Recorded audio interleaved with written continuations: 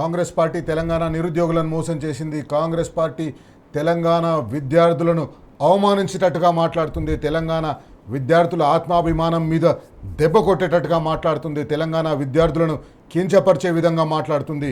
ఏ విద్యార్థులైతే బడుగు బలహీన వర్గాల విద్యార్థులు 10వ తరగతి వరకు ఇంటర్మీడియట్ వరకు తెలుగు మీడియం చదువుకొని ఇంటర్మీడియట్ తర్వాత ఇంజనీరింగ్ సీటు సంపాదించి ఇంజనీరింగ్ కాలేజీకి వస్తే వాళ్ళలో ఉండే స్కిల్స్ని మీరు డెవలప్ చేయవలసింది పోయి వాళ్ళను అవమానించే విధంగా మీరు మాట్లాడుతున్నారు. వాళ్ళను తీసి పారేసే విధంగా మీరు మాట్లాడుతున్నారు. వై సతీష్ రెడ్డి గారు బీఆర్ఎస్ పార్టీ నాయకులు మనతో ఉన్నారు. సతీష్ గారు, ముఖ్యమంత్రి రేవంత్ రెడ్డి ఏ విద్యార్థులు అయితే మీకు తెలిసిందే ఈ ముఖ్యమంత్రి ఎవరికైతే అప్లికేషన్లు రావు ఇవన్నీ మాట్లాడుతున్నారో వాళ్ళందరూ పేద బడుగు బలహీన వర్గాల విద్యార్థులు. ఇంటర్మీడియట్ వరకు ప్రభుత్వ కాలేజీల్లో చదువుకోనో లేకపోతే తెలుగు మీడియంలో చదువుకోనో కష్టపడి చదువుకొని సీటు సంపాదించి ఇంజనీరింగ్ చదివితే చాలా మటుకు విద్యార్థులు అందరూ కూడా వాళ్ళ ఇళ్లలో తొలితరం ఇంజనీరింగ్ చదువుతున్న విద్యార్థులు. వాళ్ళందరికీ ఈయన స్కిల్స్ అందించవలసింది పోయి ఆ స్కిల్స్ ఇచ్చేటట్టుగా యూనివర్సిటీల మీద ప్రెషర్ తీసుకురావాల్సింది పోయి ఈయననే ఇట్లా మాట్లాడడం తెలంగాణ విద్యార్థులని ఎండ్రిందాయి చావమనడం వల్ల ఈరోజు ఒక విద్యార్థి ఆ భావోద్వేగానికి లోనైపోయి ఆయన ఆత్మహత్యాయత్నం చేసిండు. వాస్తవంగా ఒక ముఖ్యమంత్రిగా విద్యాశాఖ మంత్రిగా అందులో అదే మీటింగ్లో ఆయనే చెప్పుకుంటాడు, నేను విద్యాశాఖ మంత్రిగా పనికిరానా, నేను బాగా చేసినా కదా. నిజంగా నువ్వు బాగా చేస్తే అప్లికేషన్ ఈ విద్యా సంస్థలలో ఉన్న విద్యార్థులు బాగా నైపుణ్యం కలిగి ఉంటారు కదా. ఖచ్చితంగా నువ్వు బాగా చేసినావని ఒప్పుకున్న దగ్గరనే మళ్ళీ వీళ్ళు క్రిమినల్ వేస్ట్ అన్నావు. నువ్వే ఇంజనీర్స్ క్రిమినల్ వేస్ట్ అన్నారు. ఒక ఇంజనీర్ అనేది చిన్న విషయం కాదు. నేను ఇంజనీర్ని. నేను మా అమ్మ నాన్న దాదాపు 2-3 ఎకరాలు అమ్మి నన్ను ఇంజనీరింగ్ చదివించారు. ఎంసెట్ ఎగ్జామ్ కోసం దాదాపు సంవత్సరం పాటు కష్టపడి రోజు ఒక 12-13 గంటల పైన చదివితే కానీ 5,000 ర్యాంక్ వచ్చింది నాకు ఎంసెట్లో. వచ్చి నేను ఇంజనీరింగ్ చదువుకున్నాను అండి. ఉట్టిగా అల్లాటప్పగా ఇంజనీర్ గారు. ఫస్ట్ నుంచి కూడా ఇంట్లో వాళ్ళ ఆశలు ఉంటాయి తల్లిదండ్రులకి. బాగా ఒక ఇంజనీర్ కావాలి లేకపోతే ఒక డాక్టర్ కావాలంటారు. ఏ తల్లిదండ్రులైనా నా కొడుకు కూతురు ఇంజనీరింగో లేకపోతే డాక్టరో కావాలని చిన్నప్పటి నుంచి ఆ కళలు ఉంటాయి. దానికోసం చిన్నప్పటి నుంచి వాళ్ళని చదివిస్తుంటారు. ఆ పిల్లలు కూడా అంతే కష్టపడుతుంటారు. ఉట్టిగానే ఇంజనీర్ ఉట్టిగానే ఇట్లా రాయంగా రారు. ఎంసెట్లో ర్యాంకు తెచ్చుకోవాలి. ర్యాంకు తెచ్చుకున్న తర్వాత 4 సంవత్సరాలు కష్టపడితే ఇంజనీర్ అవుతారు, పాస్ అవుతారు, ఉట్టిగానే అవుతారు. ఏదో బ్యాచిలర్ ఆఫ్ ఆర్ట్స్ BA ఆయన చదివినట్టు అనుకున్నట్టున్నాడు. నిజంగా ఆయన BA చదివిండో లేదో కూడా నాకు తెలియదు. కానీ నిజంగా చదువు ఉంటే ఆ చదవడానికి అయ్యే కష్టము పడే తాపత్రయం ఏందనేది ఆయనకు కూడా తెలిసి ఉండాలి. ఆయన BA చదివినా పెట్టుకున్నాడు. నాకు తెలిసి చదివిండో లేదో నాకు డౌటే. అంటే నిజంగా ఆ ఎగ్జామ్ రాయడానికి ఒక్కరు 20 గంటలు కష్టపడేటోళ్ళు కూడా ఉంటారు. కష్టపడి ర్యాంక్ తెచ్చుకోవాలి. ఒక్కొక్కరు ఇప్పుడు 150,000 మంది తెలంగాణలో ప్రతి సంవత్సరం ఇంజనీరింగ్ చదివే వాళ్ళు ఉంటారు. అందరూ క్రిమినల్ వేస్ట్ అని ఒక్క మాటతోనే ఇట్లా అనేసిండు ఆయన. 150,000 కుటుంబాలు పడే కష్టాన్ని ఆయన క్రిమినల్ వేస్ట్ అన్నాడు. విద్యార్థుల సెల్ఫ్ కాన్ఫిడెన్స్ కూడా దెబ్బతింటుంది. ఇంకా విషయం ఏంటంటే ఈయన ఒక ముఖ్యమంత్రిగా ఉండి ఇది మొదటిసారి కాదు ఈయన అన్నది. ఇంజనీరింగ్ గ్రాడ్యుయేట్స్ క్రిమినల్ వేస్ట్ అన్నాడు. ఇంజనీరింగ్ గ్రాడ్యుయేట్స్ డ్రగ్ పెడ్లర్స్ అన్నాడు. ఇంజనీరింగ్ గ్రాడ్యుయేట్స్ డ్రగ్ అడిక్ట్స్ అన్నాడు. NRIs అంటే నాన్ రిలయబుల్ ఇండియన్స్ అన్నాడు. అంటే ఇటువంటి ఇంతకుముందు OU స్టూడెంట్స్ అంటే అడ్డ మీద కూలీలు అన్నాడు. ఇట్లా 1-2 సందర్భంగా ఈయన బలుపు అనేది చాలా సందర్భాల్లో చూపించాడు. NRIలో KTR గారు ఎంతో చదువుకొని కష్టపడి అమెరికా పోయిండండి. ఏం మాట్లాడుతాడు? అమెరికాలో బాత్రూమ్లు గడి అమెరికా వీసా ఉట్టిగానే ఇస్తారా? అదొక కళగా చాలా మందికి ఇక్కడ మన తెలంగాణలో అయినా ఇతర రాష్ట్రాల్లో అయినా వాళ్ళ పిల్లల్ని అమెరికా పంపడానికి వాళ్ళు 16 సంవత్సరాలు కష్టపడి చదివిన తర్వాత GRE టోఫెల్ లాంటి ఎగ్జామ్స్ రాసిన తర్వాత వాళ్ళకి వీసాకి పోయిన తర్వాత కూడా చాలామందికి వీసా రిజెక్ట్ అవుతుంది. ఇవన్నీ అయిపోయిన తర్వాత వాళ్ళు అమెరికా పోయి కష్టపడి చదువుకుంటూ పనులు చేసుకుంటారు. సొంతగా చేసుకొని వాళ్ళు అక్కడ జాబులు తెచ్చుకుంటారు. అలాంటి వాళ్ళందరినీ కూడా KTRని ఒక్కరిని అన్నట్టు కాదు ఆ మాట. ఈ రోజు అమెరికా పోయిన ప్రతి ఒక్కరిని అన్నట్టే రేవంత్ రెడ్డి. ప్రతి ఇంజనీర్ని అన్నట్టు, ప్రతి ఒక్క అమెరికాలో ఉన్న ప్రతి ఒక్కరిని అన్నట్టు. సత్యనాదెల్లా అండి అట్లా పోయినోడు కదా. సత్యనాదెల్లా కూడా అట్లా పోయే కదా ఈరోజు భారతదేశం గర్వించదగ్గ మైక్రోసాఫ్ట్ CEOగా ఉన్నాడు. అంటే భారతదేశానికి పేరు తెచ్చిండు ఆయన. సత్యనాదెల్లా ఎవరు? తెలుగు ఇంజనీర్ కాదు ఆయన. ఇలాంటి వాళ్ళు ఎంతమంది? స్కై రూట్ నిన్నగాక మొన్న భారతదేశం నుంచి మొట్టమొదటి ప్రైవేట్ శాటిలైట్ పంపిన వ్యక్తి శాస్త్రవేత్త విక్రమ్ ఏ కాలేజీలో చదివిండి? ఒక ప్రైవేటు ఇంజనీరింగ్ కాలేజీలో చదివిండండి, అనురాగ్ ఇంజనీరింగ్ కాలేజీలో, కోదాడలో. అలాంటి ఆయన శాస్త్రవేత్త, ఆయన శాటిలైట్ పంపించగలిగారు. వీళ్ళంతా క్రిమినల్ వేస్టా? ఒక పక్క ప్రధాని మోడీ, ఇతర దేశాల అధిపతులు కూడా మెచ్చుకుంటున్నారు ఆయన్ని, మీరేమో క్రిమినల్ వేస్ట్ అంటారా? అంటే నిజంగా సరే ఎంతో మానసిక స్థితి ఏమంటది ఇట్లాంటి క్రిమినల్ వేస్ట్ అనడం? అంటే నేను అనుకోవడం ఏంటంటే ఆయనకి చదువు అవ్వలేదో లేకపోతే చదువుకోలేదో తెలియదు, కానీ నేను చదువుకోకుండా సీఎంనైనా వీళ్ళందరూ కలిసి నాకు ఓట్లేసి నన్ను సీఎం చేశారు, వీళ్ళందరూ వేస్ట్ అనేది ఆయన ఫీలింగ్ అని నా ఉద్దేశం. అంటే నేను చదువుకున్న వాళ్ళందరూ నాకు ఓటేసారు అంటే వీళ్ళంతా వేస్ట్ అనుకుంటున్నాను. ఇది అర్థం చేసుకోవాలి. నిజంగా కూడా తెలంగాణ యువత, చదువుకున్న వాళ్ళు, ఉద్యోగులు అందరూ అర్థం చేసుకోవాలి. ఇలాంటి ముఖ్యమంత్రిని ఎన్నుకున్నందుకు అందరు సిగ్గుపడుతున్నారు. సరే అప్పుడు ఏ సందర్భంలో వాళ్ళకి ఓట్లు వేసిరో, ఈయన ఎట్లా ముఖ్యమంత్రి అయిందో తెలియదు, కానీ నిజంగా నాకు తెలిసి రేవంత్ రెడ్డే కాంగ్రెస్ పార్టీ ముఖ్యమంత్రి క్యాండిడేట్ అని వాళ్ళు ముందు డిక్లేర్ చేస్తే నాకు తెలిసి కాకపోతుండే, ఎవరు ఓటు వేయకపోతుండే కావచ్చు. కాంగ్రెస్ పార్టీ అని రాహుల్ గాంధీ, ప్రియాంక గాంధీ వచ్చి ఏవేవో డిక్లరేషన్లు అని, యూత్ డిక్లరేషన్ అని, ఇంకో డిక్లరేషన్, 420 హామీలు మాదే బాధ్యత అని వాళ్ళు మాట్లాడారు కాబట్టి వేసి ఉంటారు అనుకుంటున్నా. ఈ యువత కూడా వీళ్ళందరూ ఇప్పుడు అశోక్ నగర్లో ఈరోజు ధర్నా చేస్తున్న వాళ్ళు కానీ, దిల్షనాలో చేస్తున్నా కానీ, అంతేందుకు ఈరోజు సూసైడ్ అటెంప్ట్ చేసిన వేణు కానీ, వీళ్ళందరూ కూడా ఎట్లా తిరిగారు కాంగ్రెస్ పార్టీకి ఓటేయమని? ఎందుకంటే వాళ్ళు యూత్ డిక్లరేషన్ ఒకటి పెట్టిరు, హైదరాబాద్ యూత్ డిక్లరేషన్ అని ఒకటి పెట్టిరు. దీంట్లో ఏం రాసిరు వాళ్ళు? ప్రతి ఏడాది జూన్ 2 నాటికి అన్ని శాఖల్లో ఖాళీలతో జాబ్ క్యాలెండర్ ప్రకటించి సెప్టెంబర్ 17కి పూర్తి చేస్తామని చెప్పారు. ఏది ఒక్కటన్నా చేశారు? ఒక్క సంవత్సరం ఇప్పటికి వచ్చి 2.5 సంవత్సరాలు దాటింది కదా. ఒక్క సంవత్సరం, మొదటి సంవత్సరంలో ఇది వాళ్ళ యూత్ డిక్లరేషన్ నేను చదివేది, వేరే పేపర్ ఇప్పుడు వాళ్ళే చెట్టు కాగితాల కింద లెక్కేస్తున్నారు. 2 లక్షల ప్రభుత్వ ఉద్యోగాల భర్తీ అన్నారు, బ్యాక్లాగ్ పోస్టులు అన్నారు. కాంగ్రెస్ హయాంలో నిరుద్యోగ రహిత రాష్ట్రంగా తెలంగాణను తీర్చిదిద్దేందుకు సెంట్రలైజ్డ్ ఆన్లైన్ రిజిస్ట్రేషన్ పోర్టల్ ఉన్న 7 జోన్లలో ఎంప్లాయ్మెంట్ ఎక్స్చేంజ్లు అన్నారు. అంటే వీళ్ళు అడ్డగోలు హామీలు ఇచ్చారు, వాటికి అట్రాక్ట్ అయ్యారు అప్పటి యువత, కాబట్టి వాళ్ళని గెలిపించారు. అదే యువత ఈరోజు వాళ్ళని రోడ్ల మీద తన్నడానికి కూడా రెడీగా ఉన్నారు వాస్తవంగా. అంటే వాళ్ళ ఆక్రోశం అట్లుంది. మొన్న మేము ఇదే సరూర్ నగర్ వాళ్ళు ఎక్కడైతే యూత్ డిక్లరేషన్ పెట్టారో అక్కడనే మేము మీటింగ్ పెట్టాం, కేటీఆర్ గారి ఆధ్వర్యంలో పెడితే అక్కడికి అందరూ నిరుద్యోగులు వచ్చి ఎట్లా మాట్లాడారో మీరు చూసిరు. దాదాపు 20-30 మంది నిరుద్యోగులు మాట్లాడారు, వాళ్ళ ఆవేదన చెప్పారు. దాదాపు 20,000 ఖాళీల పోలీస్ పోస్టులు ఖాళీగా ఉంటే ఈరోజు 7,000కి నోటిఫికేషన్ ఇస్తున్నారు. వీళ్ళే ఒకప్పుడు 12,000 ఇవ్వాలని వీళ్ళే ధర్నా చేశారు. ఎవరైతే చేశారో అప్పటికే కేసీఆర్ గారి ప్రభుత్వంలో దాదాపు 40,000 పైన పోలీస్ ఖాళీలను నింపింది కేసీఆర్ గారి ప్రభుత్వం, మా ప్రభుత్వం. అలాంటిది అంతకంటే ఎక్కువ చేస్తామని అధికారంలోకి వచ్చిన మీరు ఇప్పుడు ఏం చేస్తారు? 7,000 ఖాళీలు ఇచ్చారు. వాటి మీద కోసమే ఈరోజు ఎందుకు ధర్నా జరుగుతుంది? ఈరోజు అశోక్ నగర్ ఈరోజు ఎందుకు జరిగింది? నిన్న ఆ అబ్బాయి ఎందుకు సూసైడ్ అటెంప్ట్ లెటర్ రాసిండు కదా, ఆయన కారణం కూడా చెప్పిండు కదా ఏందో.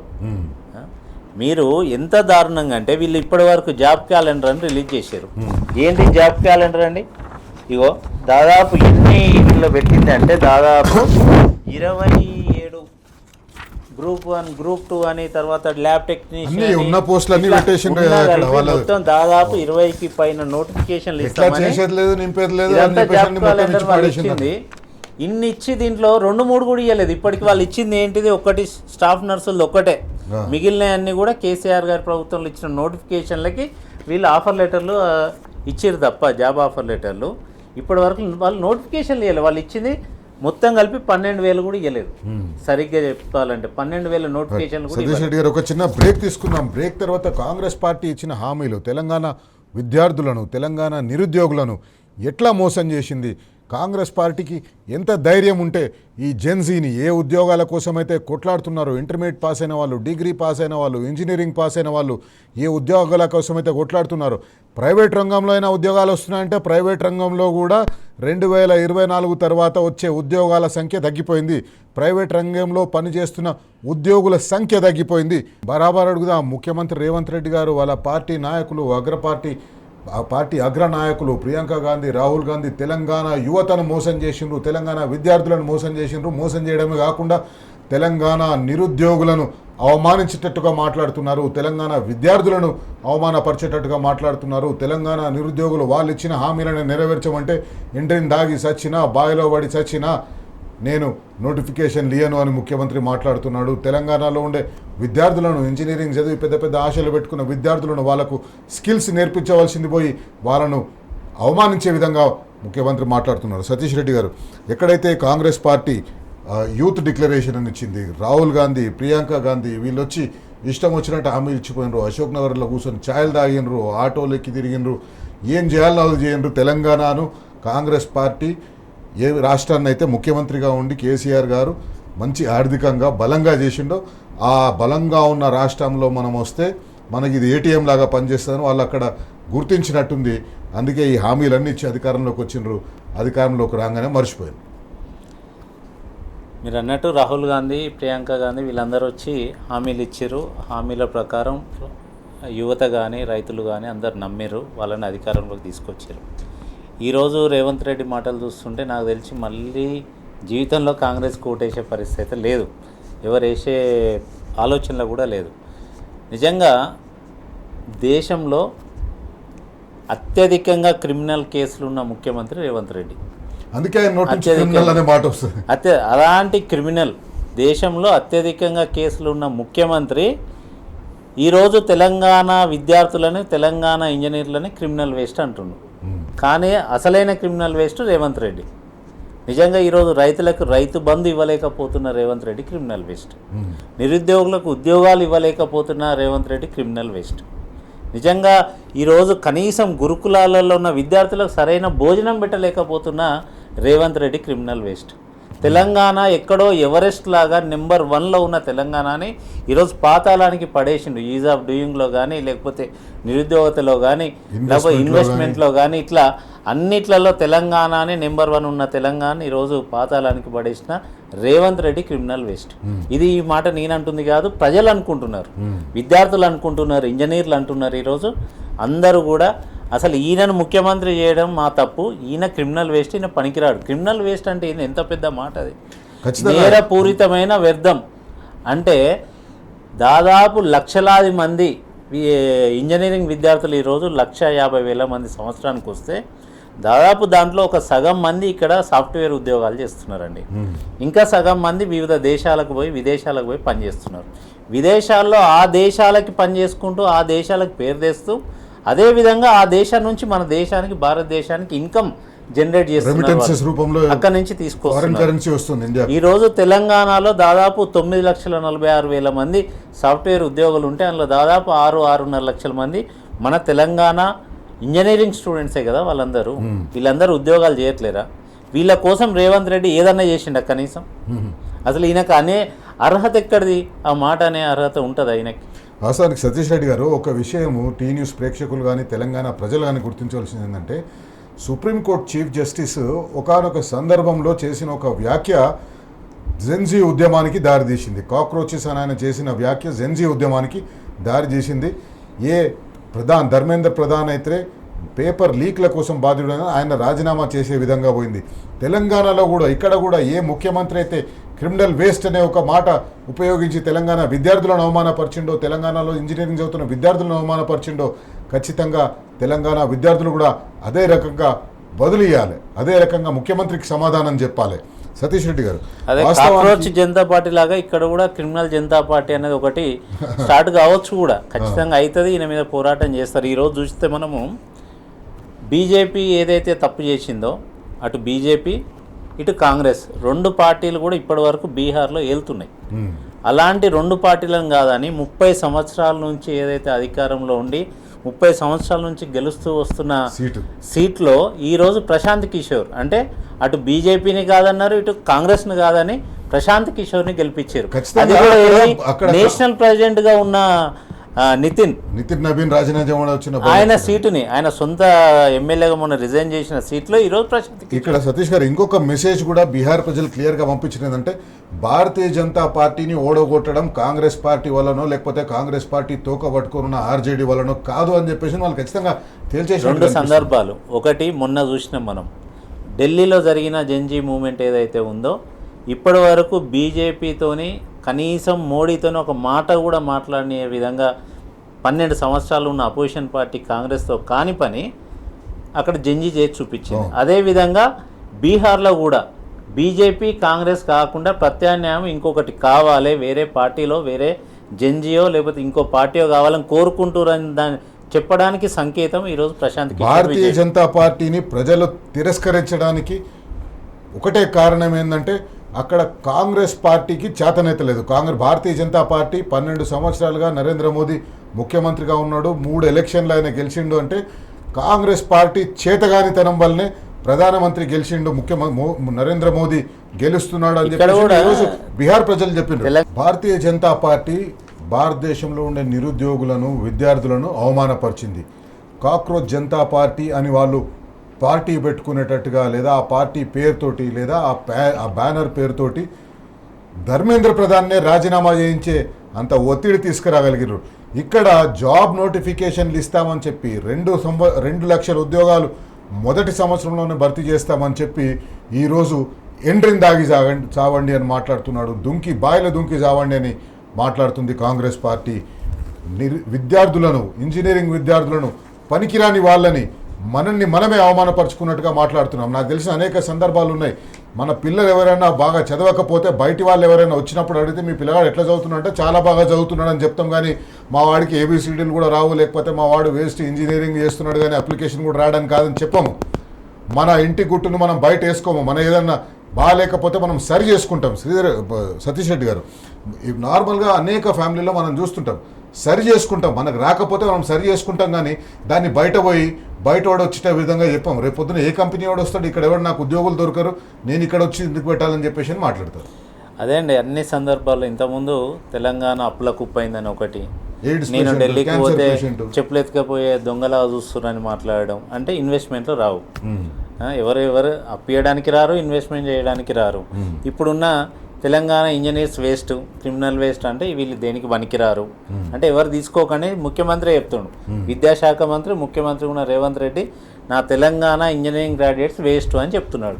అంటే దీని వెనుక 2 ఉంటాయి. ఒకటేమో ఫీజు రీఎంబర్స్మెంట్ ఎగ్గొట్టడానికి అయ్యి ఉండొచ్చు, వీళ్ళకి ఇవ్వడం వేస్ట్ అనేది చెప్తున్నాడు ఇండైరెక్ట్గా.